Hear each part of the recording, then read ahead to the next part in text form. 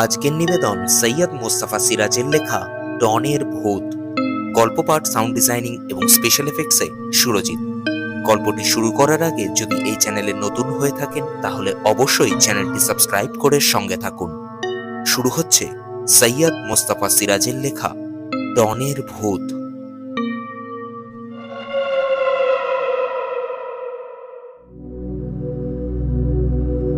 সেদিন সকালে চোখ বুজে একটা রোমাঞ্চকর গল্পের প্লট ভাবছি এবং টেবিলে কাগজ কলমও তৈরি। হঠাৎ পিঠে চিমটি কাটল কেউ।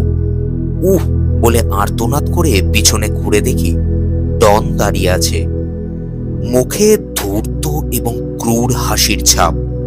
খাপ্পা হয়ে বললুম, হতভাগা ছেলে, দিলি তো মুডটা নষ্ট করে।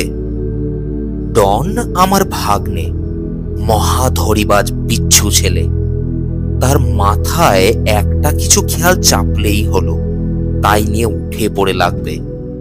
তা লাগুক, আপত্তি নেই, কিন্তু প্রতিটি খেয়ালের সঙ্গে আমাকেও যে জড়াবে, এটাই হলো সমস্যা।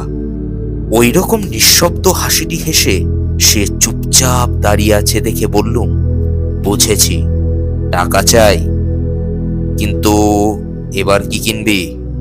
রামুর গাধা না সদরবনের রয়্যাল বেঙ্গল টাইগার? ডন ঠিক করে হেসে অমায়িক ভদ্রলোক হলো, বলল, না মামা, ভূত কিনবো। অবাক হয়ে বললুম, ভূত কিনবি? কোথায় পাবি ভূত? কে বেচবে? ডন কাছে ঘেসে এলো, টেবিলের কলমটা খপ করে তুলে নিয়ে বলল, মোটে 3 টাকা দাম মামা। যদি এক্ষুনি 3টে টাকা না দাও কি হবে বুঝতে পারছো? বিপদ ঘনিয়েছে দেখে ঝটপট বললুম, বুঝেছি বুঝেছি, লক্ষ্মী ছেলের মতো আগে আমার কথার জবাব দে। ঠিক ঠিক জবাব হলে 3টে টাকাই পাবি।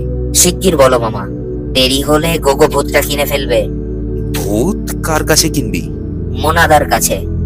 মোনাদা মানে সেই মোনা বজরু? মোনা ভূত কোথায় পেল? ঝিলের ধারে বাঁশের জঙ্গলে ফাঁদ পেতে ধরেছে। তুই দেখে এলি? শিশির ভেতর ভরে রেখেছে। মোনাদা বলল, শিশির দাম 50 পয়সা আর ভূতটার দাম 2 টাকা 50 পয়সা ইজ ইকুয়াল টু 3 টাকা। হাসতে হাসতে বললাম, বাহ, একদিনে অঙ্কে তোর মাথা খুলেছে দেখছি। তো ভূতটা দেখতে কিরকম? ডন চটে গেল, ভূত কি চোখে দেখা যায়? ওই শিগগির টাকা দাও। বলে সে কলমটা টেবিলে ঠোকার ভঙ্গি করলো। দামি কলম, তাই বেগতিক দেখে 3টে টাকা দিলুম। টাকা পেয়ে কলমটা রেখে ডন কুলতির বেগে উধাও হয়ে গেল। গল্পের মুডটা চলে গেল। মনে মনে মোনার মুন্ডুপাত করতে থাকলো। মোনা থাকে ঝিলের ধারে পুরনো শিব মন্দিরের কাছে। মোনার মাথায় জটা, গলায় রুদ্রাক্ষের মালা, পরনে এক ফালি গেরুয়া কাপড়, কপালে লাল তিলক আঁকা। সে নাকি তন্ত্র সাধনা করে। কারো কিছু চুরি গেলে মোনা নাকি মন্ত্রের জোরে চোর ধরিয়ে দেয়, অসুখ বিসুখের চিকিৎসাও করে। তবে কথাটা হলো, বিশ্বাসে মিলায় বস্তু, তর্কে বহুদূর। কাজেই যারা ওকে বিশ্বাস করে তারা বলে মোনা ওঝা, এবং যারা করে না তারা বলে মোনা বজরু। তবে লোকটাকে যত ভয়ঙ্কর দেখাক, ওর উপর পাটে 2টো দাঁত নেই বলে যখনই হাসে তাকে ভালো মানুষ মনে হয়। কিন্তু মোনা বজরু ডনকে ঠকাবে, এবং ডন একটা ছোট্ট ছেলে, এতেই মোনার উপর খাপ্পা হয়েছিল। বড়রা বোকামি করে ঠকে, ছোটদের সরলতার সুযোগ নিয়ে ঠকানো ভারী অন্যায়। ভাবলুম মোনাকে গিয়ে খুব বকে দিয়ে আসি, কিন্তু ডন তক্ষুনি ফিরে এলো। তার হাতে একটা ছোট্ট শিশি। শিশিটা দেখিয়ে সে খুশি খুশি মনে বলল, গোগো টাকা নিয়ে গেছিল মামা, মোনাদা ওকে দিল না। বলল আগে আমি কিনবো বলেছিল, তাই আমাকেই সে বেচবে। সে টেবিলে শিশিটা রাখলো। শিশিটার ভেতর কিছু নেই। বললাম, হ্যাঁ রে, এর ভেতর যে ভূত আছে কি করে বুঝলি? ডন বলল, আছে মামা, মোনাদা বলল সন্ধে হলেই দেখতে পাওয়া যাবে। তা এই যে তুই ভূত পুষবি, ভূতকে কিছু খেতে দিতে হবে না? হবে বই কি, ভূতেরা দুধ আর মাছ খায়, তাই খাওয়াবো।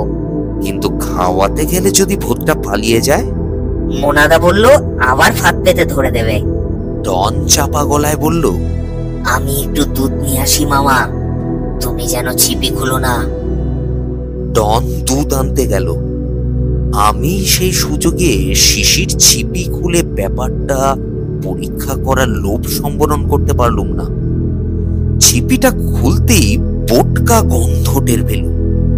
তারপর দেখি জানালা খুলিয়ে একটা বিড়াল লাফ দিয়ে উধাও হয়ে গেল।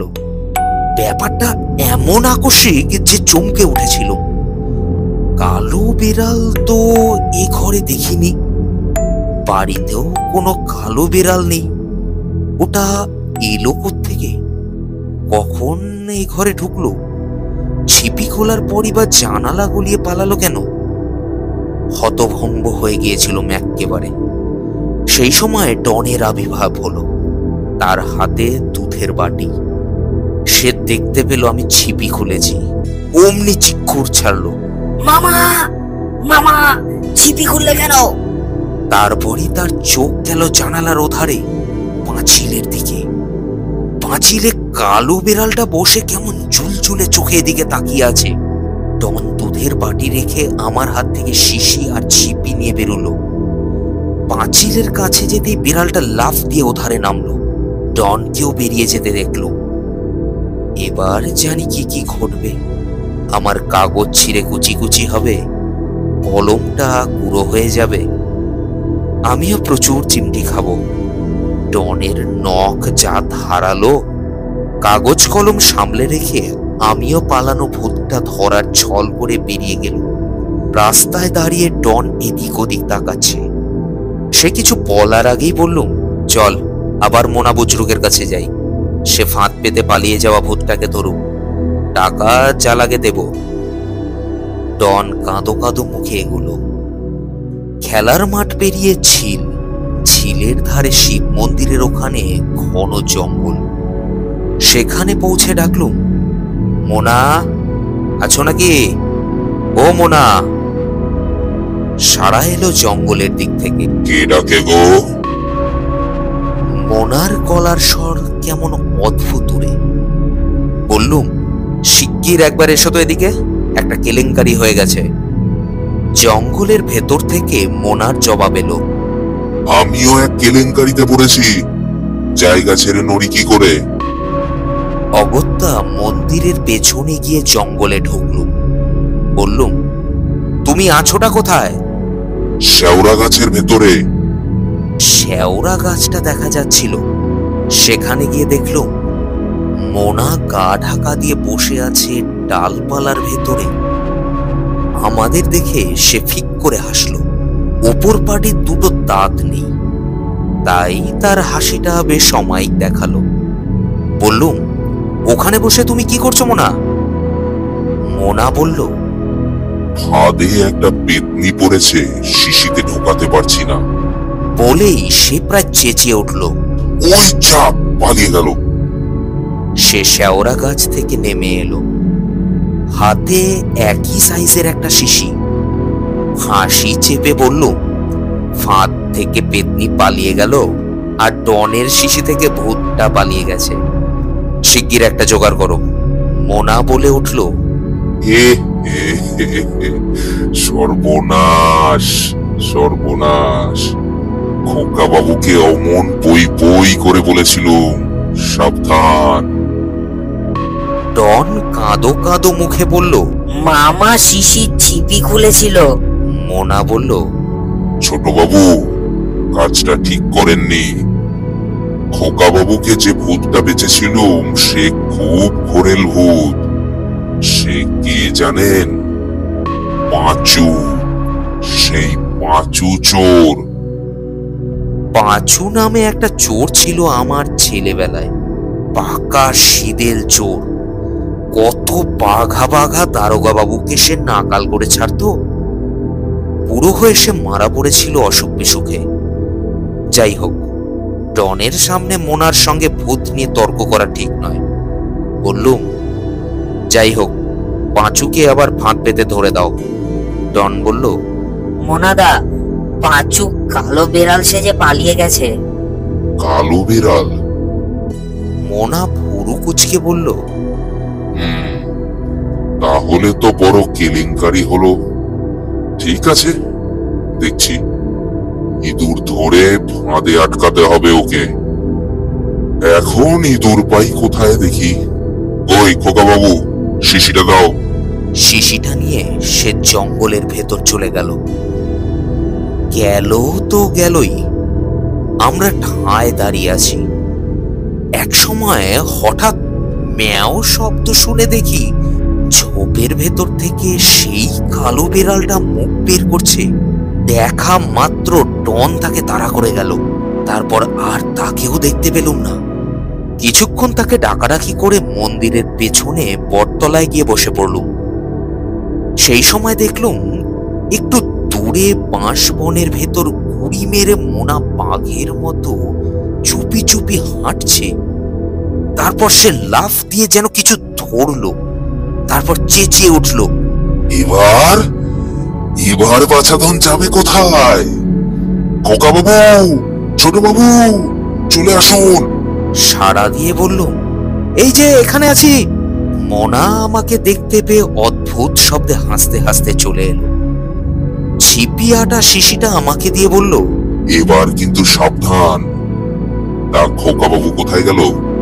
বললুম, কালো বিড়ালটা দেখতে পেয়ে ছুটে গেল, তুমি খুঁজে দেখো তো ওকে। মোনা বলল, সর্বনাশ, আপনি খোকা বাবুকে যেতে দিলেন? পেতনিটার পাল্লায় পড়লে বিপদ হবে যে। সে হন্তদন্ত হয়ে জঙ্গলে গিয়ে ঢুকলো। একটু পরে সে ডনকে নিয়ে ফিরে এলো। বলল, আর একটু হলেই পেতনি খোকা বাবুকে ধরে ফেলতো। পেতনিদের স্বভাব জানেন তো, ছেলে পুলে দেখলেই কুড়মুড় করে মুন্ডু চিবিয়ে খায়। আপনারা শিগগির চলে যান। আর একটা কথা, পাঁচুকে তেরাত্রির উপোস করিয়ে রাখবেন। ডন এসেই আমার হাত থেকে শিশিটা ছিনিয়ে নিল। ব্যাপারটা এখানেই শেষ হলে ভালো হতো, কিন্তু তা হলো না। রাত্রিরে ডন আমার কাছে শোয়। শিশিটা বালিশের পাশে রেখে সে ঘুমোচ্ছিল। আমি ঘুমোতে পারছিলুম না। সেই বিড়ালটার কথা ভাবছিলুম, আরো ভাবছিলুম পাঁচু চোরের কথা। পাঁচুকে একটু একটু মনে পড়ে। লম্বা শিরিঙে চেহারার লোক ছিল সে। মাথার চুল ফুটিয়ে ছাটা। কেউ যাতে চুল ধরে তাকে বেকায়দায় না ফেলে, সেই জন্য ওরকম করে চুল ছাড়ত। শুনেছি দুদে দারোগা বঙ্কবিহারী ধারা তাকে শায়েস্তা করেছিলেন। কিন্তু কথাটা হলো, পাঁচু মোড়ে কালো বেড়াল সেজে বেড়ায় কেন? ওই যে কথায় বলে, স্বভাব চায় না মোলে। মরার পরেও পাঁচু বিড়াল সেজে দুধ, মাছ, মাংস চুরি করে বেড়াচ্ছে না তো? তবে তার আগে দেখা দরকার সত্যি ডনের শিশি থেকে কালো বিড়াল বেরোয় কিনা।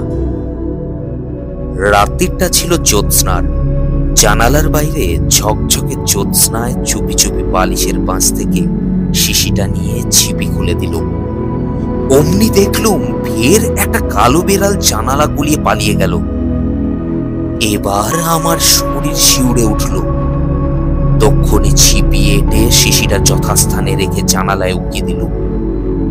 বেড়ালটা পাঁচিলে বসে নীল জলজলে চোখে আমার দিকে তাকিয়ে আছে। তক্ষুনি জানালা থেকে সরে এসে শুয়ে পড়ল। না, সত্যি তাহলে ভূত আছে। সকালে উঠে শুনি রান্নাঘরে চোর ঢুকেছিল। সকালের চায়ের দুধ রাখা ছিল, এক ফোঁটা নেই। 9টার আগে গয়ালা দুধ দিতে আসে না। জামাইবাবু, ডনের বাবা, খুব বকাবকি করলেন দিদিকে। দিদি নাকি রান্নাঘরের দরজা জানলা আটকাতে ভুলে গিয়েছিল। শুধু দুধ নয়, ফ্রিজ থেকে মাছ, মাংস সব নিপাত্তা হয়ে গেছে। ডন ছোট ছেলে, সে এই নিয়ে মাথা ঘামালো না, কারণ শিশির ভেতর বন্দি পাঁচুকে তেরাত্রির উপোস রাখতে হবে। কাজেই সে ছিপি খোলেনি। সে তো জানে না আমি ছিপি খুলে এই কেলেঙ্কারিটি বাঁধিয়েছি। ডন ভেবেছে পাঁচু শিশির ভেতর রয়ে গেছে। চুপি চুপি মোনার ডেরায় চলে গেল। মোনা আজ তার ডেরায় বসে চোখ বুঝে জপতপ করছিল। ডেরা মানে মন্দিরে লাগোয়া একটা পুরনো জরাজীর্ণ একতলা ঘর। জব শেষ হলে সে চোখ খুলে আমাকে দেখে বলল, পাঁচু পালায়নি তো ছোট বাবু? হ্যাঁ, পালিয়েছে। আসলে আমারই বোকামি। ডন এখনো জানে না আমি ফের ছিপি খুলেছিল বলে যা ঘটেছে তার মোটামুটি একটা বিবরণ দিল। মোনা গুম হয়ে গেল। একটু পরে বলল, ঠিক আছে, 3টে টাকা ছাড়ুন ছোট বাবু। আমি পেতনিটাকে শিশিতে ভরেছি। আপনি বরং এই শিশিটা আপনার ভাগ্নে বাবাজির শিশির সঙ্গে পাল্টে ফেলুন। খালি শিশিটা আমাকে ফেরত দিন। আর হ্যাঁ, পেতনি কিন্তু দুধ মাছ মাংস খায় না, একটু শুকনো গোবর আর হাড় গোড়ের খাদ্য। 3টে টাকা গচ্ছা গেল। কি আর করা যাবে। বাড়ি ফিরে এক সুযোগে ডনের শিশিটা নিয়ে এই শিশিটা রেখে দিলুম ডনের পড়ার টেবিলে। ডন তখন স্কুলে। মোনাকে খালি শিশিটা ফেরত দিয়ে এলো। মোনা আমাকে সাবধান করে দিল। সে রাত্রিরে আবার আমার মনে হলো সত্যি এই শিশির ভেতর পেতনি আছে কিনা পরীক্ষা করা দরকার। ডন যথারীতি বালিশের পাশে শিশি রেখে ঘুমাচ্ছিল। শিশিটা চুপি চুপি তুলে নিয়ে জানালার গ্রিলের ফাঁকে রেখে ছিপি খুলে দিল। তারপর যা দেখলুম, ভয়ে বুকটা ধড়াস করে উঠল। জ্যোৎস্নায় একটা সাদা কাপড় পরা মূর্তি দাঁড়িয়ে আছে। সাহস করে টর্চ বের করলুম। টর্চ জ্বালতেই মূর্তিটা আর দেখতে পেলুম না। চুপি চুপি দরজা খুলে বেরিয়ে গিয়ে দেখি সাদা মূর্তিটা বাগানের একটা আম গাছে উঠে গেল। একটু পরে আম গাছের ডগায় তাকে দেখা গেল। সেখান থেকে উঁচু একটা বাঁশ পড়া ন্যাড়া তাল গাছের মাথায় গিয়ে বসলো। তারপর পেঁচার ডাক শুনল। টর্চের আলো ফেললুম, কিন্তু কিছু দেখতে পেলুম না। আমার চোখের ভুল নয় তো? টর্চ নেভালে সাদা কাপড় পরা পেতনিকে দিব্যি দেখতে পাচ্ছি, কিন্তু আলো জ্বালিয়ে পাচ্ছি না। ব্যাপারটা ভালোভাবে পরীক্ষা করা দরকার। বাজ পড়া তাল গাছটার কাছে গিয়ে ফের টর্চ জ্বাললুম, কিন্তু জ্বলল না। সুইচ বিগড়ে গেল নাকি? টর্চ নাড়া দিয়ে এবং ব্যাটারি বের করে আবার ঢুকিয়ে অনেক চেষ্টা করলুম। টর্চ আর জ্বলল না। পেতনিটা বসে ঠ্যাং দোলাচ্ছে। একটু পরে শুনি গুনগুন করে মেয়েলি গলায় গান গাইছে সে। এমন চাঁদের আলো, মরি যদি সেও ভালো, সে মরণ সড়ক সমান। এবার আর দাঁড়িয়ে থাকার সাহস হলো না। চুপি চুপি ঘরের দিকে পা বাড়ালুম। তারপর এক কাণ্ড ঘটল। ভীষণ ঠান্ডা কি একটা জিনিস আমার মাথার পেছনে চাটি মারলো। মাথা যেন বরফ হয়ে গেল। তারপর ঘরের দিকে যত এগোচ্ছি বারবার তত চাটি খাচ্ছি। টলতে টলতে ঘরে ঢুকে দরজা বন্ধ করে দিলুম। শুতে যাচ্ছি, হঠাৎ মনে হলো মাথার পেছন দিকে কি একটা আটকে যাচ্ছে। পেতনির হাত ভেবে সেটা মুঠোয় ধরে ঘরের আলো জ্বেলে দিলুম। কি কাণ্ড! একটা চামচিকে। কিন্তু এটা না হয় চামচিকে, সাদা কাপড় পরা মূর্তিটা তো পেতনি। নাকি পেতনিটাই চামচিকেটাকে হুকুম দিয়েছে আমার মাথায় চাটি মারতে? কে জানে বাবা। আর ঝুঁকি নিয়ে কাজ নেই। ডন খালি শিশিদে পাঁচুর ভূত আছে ভেবে কিছুদিন শান্ত থাকবে। খামখেয়ালি ছেলে, তারপর এসব ভুলে যাবে। কাজেই আর এ নিয়ে চিন্তা করে লাভ নেই। যা ভেবেছিলুম হলো তাই।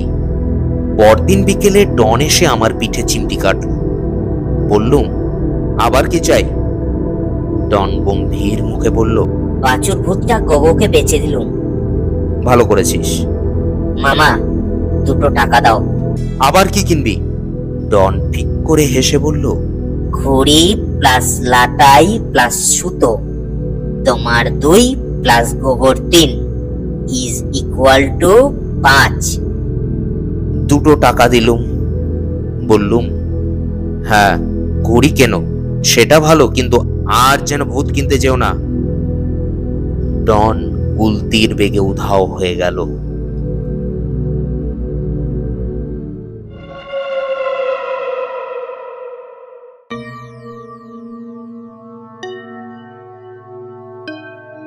শুনছিলেন সৈয়দ মুস্তাফা সিরাজের লেখা ডনের ভূত। গল্প পাঠ, সাউন্ড ডিজাইনিং এবং স্পেশাল এফেক্টসে সুরজিৎ।